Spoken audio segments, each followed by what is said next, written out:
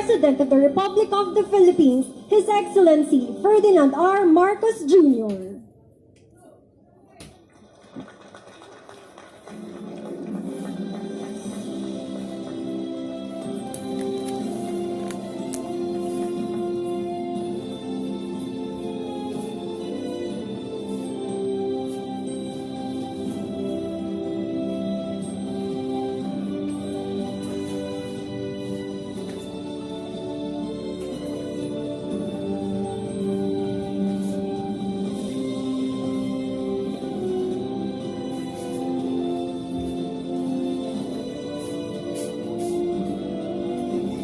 We may now be seated. Good afternoon, everyone, and welcome to the Telecommunications Summit 2022, themed One Data, Open Innovation, One Nation. To begin our program, may we invite ARTA Director General Ernesto V. Perez to give his message and presentation of the ARTA accomplishments and to introduce the President.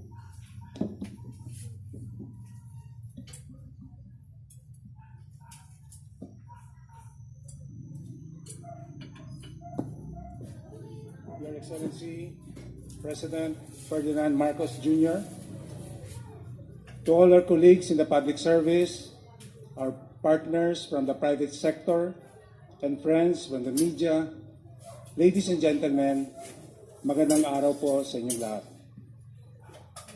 Today marks my 22nd day as Director General, and thank you, Mr. President, for your trust in appointing me as your Director General of the INTERNET SA BANSA SOON.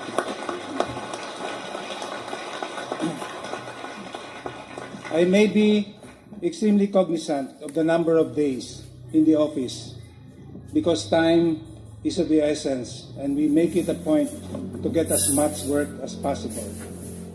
Improving government efficiency, which results to ease of doing business, has been one of the Marcos administration's top priorities. Mr. President, I commit to you that we will not disappoint you. The Anti-RETEP Authority has been working closely with government agencies to ensure that the Ease of Doing Act, also known as Republic Act 11032, is continued and strengthened. Its measures for improving regulation and providing timely and government services are components of a lean, efficient, and responsive government service. Let me share with you some of ARTA's impact in numbers. The Philippines rose from 124 to 9th in the 2021 World Bank Doing Business Report. If it had continued, the Philippines would have advanced 4 notches, 124 to 95th in 2021. Revenues and corporate taxes and levies climbed by 19 billion pesos according to the 2021 DILG Accomplishment Report. Furthermore, with less restrictions, 2 million business entities registered in 2021, up from 1.6 million in 2020. As a result, company taxes and charges collected increased from 69 billion in 2020 to 88 billion in 2021. For compliance, we are pleased to report that 91.62% of agencies have submitted their Citizens Charter and 518 local government units have automated their business one-stop shops. In terms of complaints, the ARTA has conducted 21 entrapment operations. During these operations, 28 fixers were apprehended, with 3 of them convicted. Despite these achievements, much work needed to be done. As a result, ARTA has been collaborating closely with important sectors such as the health, logistics, and telecommunications. We have developed different joint memorandum circulars under these sectors that have streamlined business procedures and cut costs in government transactions, such as the pass-through fees, JMC, and the telco sector's JMCs on passive telecommunications tower infrastructure and fiber poles. We also introduced innovations such as the Unified Logistics Pass, which removes the need for truckers to carry several pass-through stickers. For sustainability, We aim to equip agencies to perform regulatory management processes, simplification, and service digitization. As a result, we have developed a number of guidance documents and policies to help institutionalize these efforts at the agency level. In terms of regulatory management, we have implemented the National Policy on Regulatory Management System, the Philippine Regulatory Impact Assessment Manual, and the Philippine Good Regulatory Principles. These projects seek to enhance the quality of regulations proposed and implemented. We have released the Whole of Government Reengineering Manual, as well as the Manual for Reengineering of Business Permits and Licensing Systems in all cities and municipalities to help process simplification. We also started the Business Process Mapping Project for major government services. We have also implemented the Report Card Survey, and we will be awarding outstanding agencies on December 19. These initiatives and organizations in enhancing their services, lowering costs and burdens, and removing processes that offer no value. We are also working to improve the implementation of the Philippine Business Hub and our own system, the Anti-Red Tape Electronic Management Information System and the Philippine Business Regulations Information System. We also encourage LGUs to implement the Electronic Business One-Stop Shop and the IBPLS, or Integrated Business Permit and Licensing Systems of the Department of Information and Communications Technology. We are also looking forward to avenues wherein we can establish communication and learning mechanisms among the relevant stakeholders and to establish partnerships that would further strengthen and improve not just the telecommunications industry in the country, but other sectors as well. One partnership that we are proud of is our project with the Aboitiz Group entitled MABILIS, Quick, Responsive, and Citizen-Centric Government Service. Other corporations have also signified their interest, and this afternoon we will also be launching one with the Manila Electric Company, or Meralco. We at the Anti-Red Tape Authority, together with our partners, commit to continue the battle against red tape, provide a more seamless government transactions to the people, and make the Philippines more globally competitive. With the support not only of partners in government service, private stakeholders, and our development partners, we will achieve this. And all the programs and initiatives that the Anti-Red Tape Authority have laid down this year will be fully implemented next year. And this is our commitment to our President, to our country, and to our people to further improve business and the enabling business environment in this country.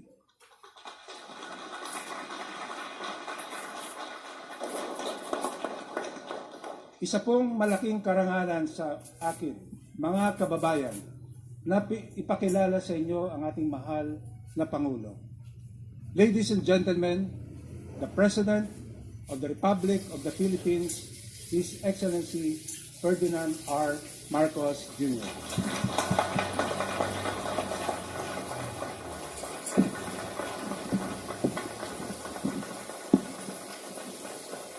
Thank you, the ARTA Director General Ernesto Perez.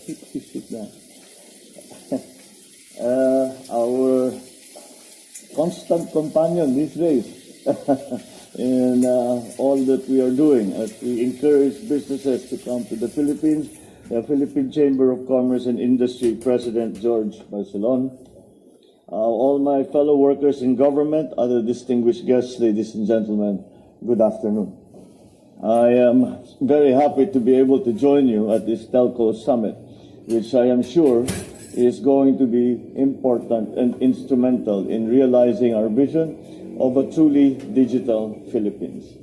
I think that it is impossible to overstate the importance of the telco industries, the importance of digitalization, the importance of improving the ease of doing business for all the plans that we have for the Philippines.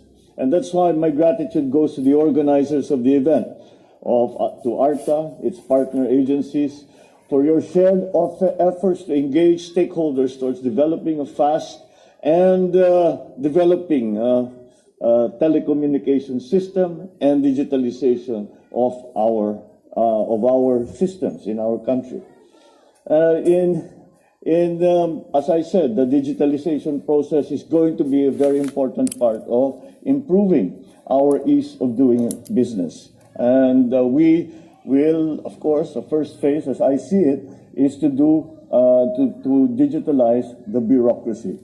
Now, the bureaucracy, the national government, and down to the LGUs. Now, the development of digitalization in our country there have been areas, for example, in the LGUs, I see some very progressive LGU chief executives who have gone ahead and digitalized their areas and have gone ahead of of the national government. There are sectors, there are agencies in the national government, especially in the finance sector, especially for example, the science and technology sector. All of these have already digitalized, and it is good to see that people have taken the initiative. Now it is up to us to put the system together so that we have a system, we have a data center, we have a repository of data to which the different agencies have access to. This will simplify everything that we do in the business of government as we try to process and we try to serve the public in giving them all the services that are necessary and making it easy for them to avail of those services. That's why this endeavor is imperative, especially now that we live in a very dynamic, fast-changing world where we are around all these smart devices, and we have the means, we have the potential to make our lives easier. The way the landscape changes accelerates faster than ever, compelling us to be even smarter, even bolder in finding digital solutions to many problems. However, on the other side of that coin, the encouraging part is technology will provide those solutions, that it is up to us to find them. But technology is there to provide the solutions that technology itself may have brought to the system. And that's why it is ongoing. It's not something that we say we fixed, finished. You cannot lead it. You must stay. It is one of those situations that if you're standing still, you're going backwards.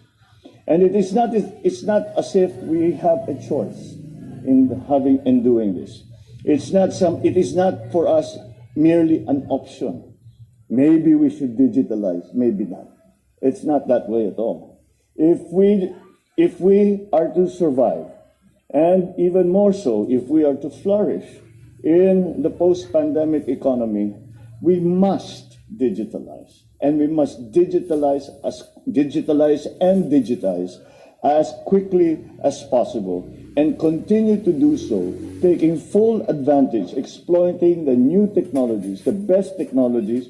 And when I talk about technology, I don't mean just hardware or software when it comes to processing, but I mean also the new ideas, the new strategies, the new techniques that people have found to be successful in their experiences, maybe in other countries, maybe in other areas of the Philippines.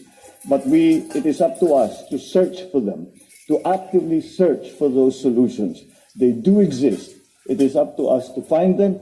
And if they still do not exist, then it is also up to us to find a way to gain that knowledge, to do the research, to find the technology, to gain that knowledge so we bring it onto our systems to make them better.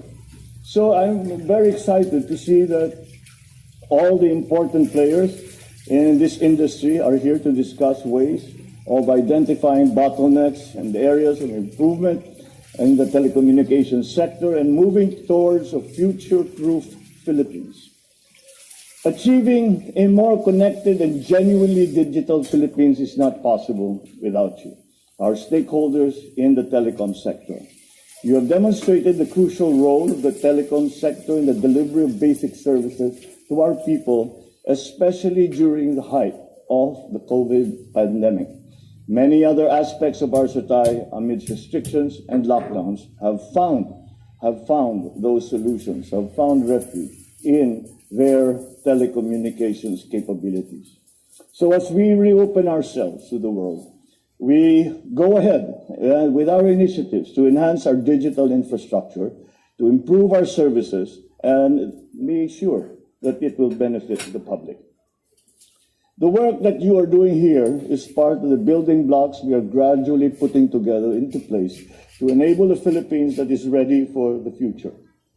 It's the goal of this administration to build a truly digital Philippines. It is why we are doubling our efforts to reach the most remote parts of the country by providing access to mobile cellular services and Wi-Fi. In fact, we have been firm in intensively rolling out key programs such as the Broadband na Masa program, the Free Wi-Fi for All program, the Zamboanga Basilan Wireless Broadband Network, the establishment of the National Government Data Center. These are just some of the projects that we are undertaking to make our people more adaptable and connected, especially in this age of what we have come to call the new normal. We also are streamlining the efforts of government in processing and issuance of permits and licenses to accelerate the development of telecommunication internet infrastructure in the country. This, I think everyone has realized, is a crucial part of our development. And that we work towards having the connectivity and also having the capability that once we connect to remote places, that they have the capability of doing business with the government without having to go to the main offices. They can do it over the internet. And that will streamline, that will immediately make it make it a quicker, more efficient way of dealing with our citizenry. The central bank has already achieved its goal ahead of schedule of having 50% of payments to the central bank and payments by the central bank, 50% over the internet. And we are continuing to do that, to reach eventually 100%. So that is the ideal, and that is what we need to do.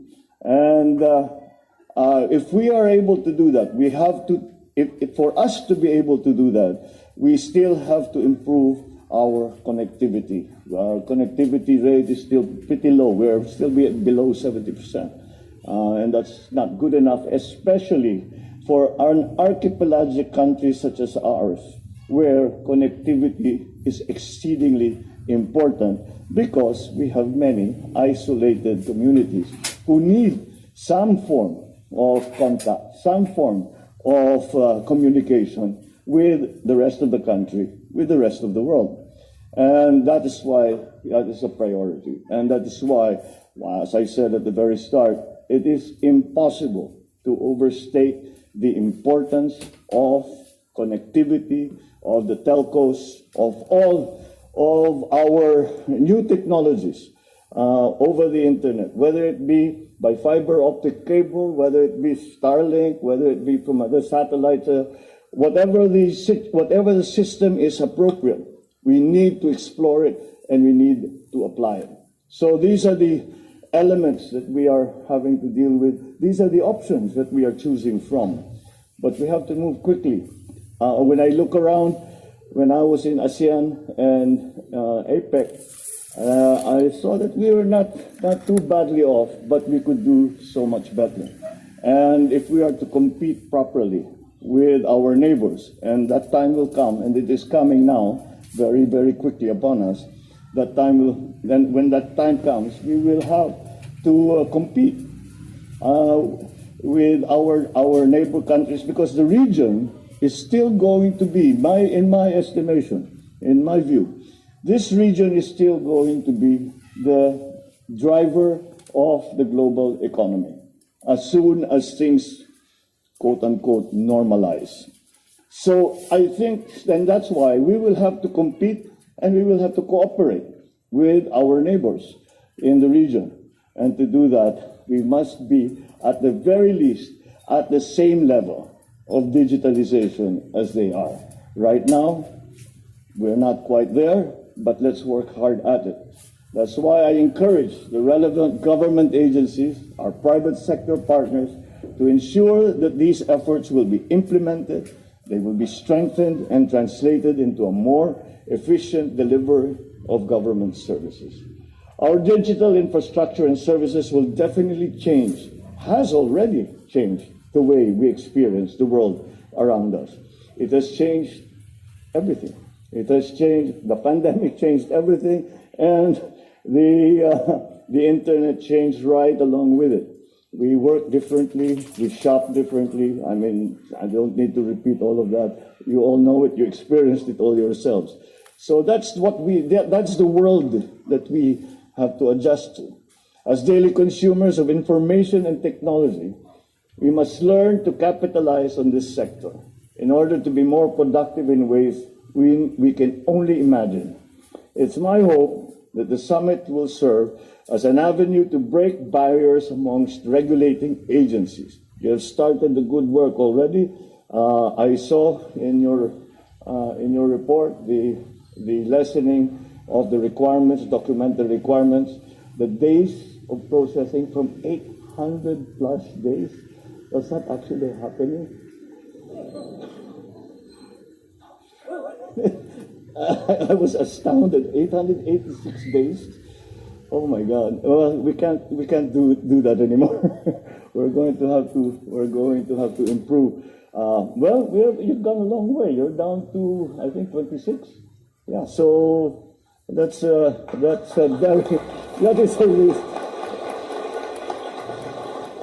is a very significant improvement. But that is precisely the kind of thing that we have to do, and that is exactly what ARTA was created to do. And I'm glad to see that very much we are seeing the progress in terms of making it easy for government to work and to serve its people. There is another aspect to digitalization, and that is we must also be ready. We have espoused very much the partnerships between the private sector and the public sector. The private sector is highly digitalized. So if we are to do business with the private sector, government must also be highly digitalized. So with your support, your cooperation, your active participation in these endeavors, I'm confident that we can build a digital backbone that is not only strong, efficient, robust, but it also exhibits the hallmarks of accessibility, reliability, and inclusiveness. So let's work. Let's work towards building a program that is brighter, that will bring a brighter and more connected tomorrow for every Filipino. Maraming salamat po sa inyong lahat. Magandang hapon po at mabuhay po kayo. Thank you, Mr. President.